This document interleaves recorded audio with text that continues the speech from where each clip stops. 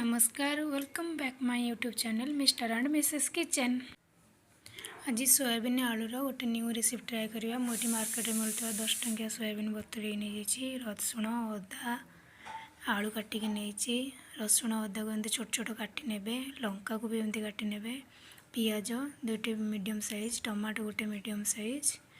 Then gas को on करी कड़ाई बसईदे, तेल 2 बड़ चामच। देन आलू को तेल रे पकईकि भाजीदेवे। सबू आलू को तेल रे पकई फ्राए करी नेबे, से पूरा ब्राउन कलर है तक फ्राए करेंगे। सोयाबीन बड़ बड़ टिके थिला तो मुझे एमती काटी नहीं। 2टा टमाटो सॉस बड़ चामच, चिल्ली सॉस भी सेमती बड़ चामच 2टी। आलू फ्राए हो गलानी, ताको बाहर करी नबा।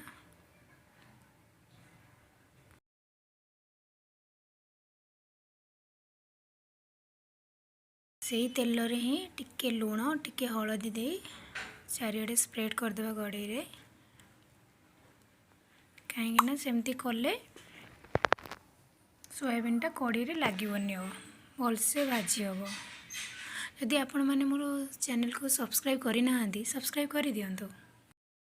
सोयाबीन को पकईकि सोयाबीन को भल भाव भाजी ने।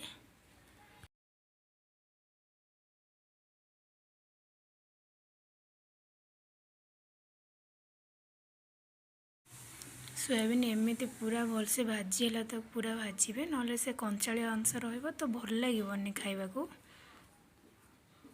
देन आपको काढ़ी नवा प्लेट को।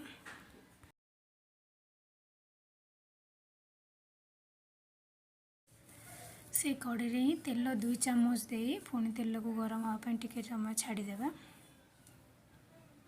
तेल ए गरम हो गला, से काटिक रखि कंचा लंका पकईदे। कंचा लंका टिके फ्राए होला परे अदा रसुण को काटिक पकईदे, कहीं अदा रसुण टे कंचालिया अंश थाए, खाया को भल लगे तो से स्मेलटा जीव लगे आग अदा रसुण को पकईदे। से टिके फ्राए होला परे टिके ब्राउन कलर जिते बड़े हम से बेले पियाज को पकेबा। एबे कलर चेंज हो गला, एबे पियाज को पकईदवा।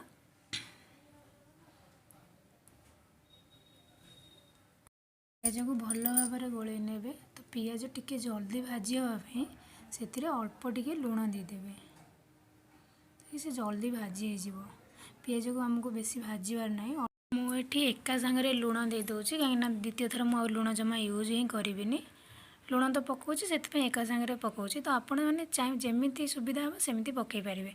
एका सांगे हुए तो पकई पारे, ना केवल भाजी हो लगे पियाज अल्प टिके पकई पारे। पियाज पूरा हो गला देखो, आपको बेसी आम भाजबार ना। तो ये आम काटिक रखि टमाटो को पकईदबा।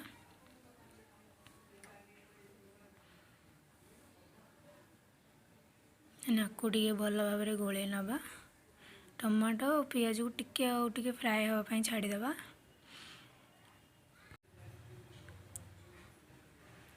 टमाटो पियाज भाजी गला। देन आम रखि tomato sauce chilli sauce soya sauce सबू ए एका सांगे पकईदवा। चिल्ली सॉस पड़गला, सोया सॉस गोटे टेबल स्पून पकेबे।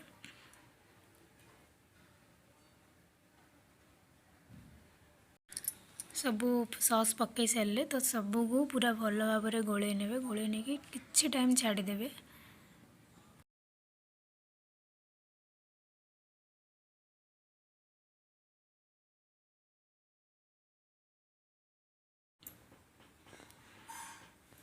भल भाव फुटीगला तो आम आगुरी फ्राए कर रखि सोयाबीन आलू को ए पकईकि गोल नवा भल भाव। सोयाबीन आलू को भल भाव मिसई सारापर ताकू घोड़े रखिदेवे 2 ରୁ 3 मिनिट। गैस फ्लेम लो करके रखिदेवे। देन 2 ରୁ 3 मिनिट पर रेडी हो आमर सोयाबीन आलूर रेसिपी। जदि आपण मानक वीडियोटी भल लगे देन लाइक करेंगे, शेयर करेंगे, सब्सक्राइब करेंगे।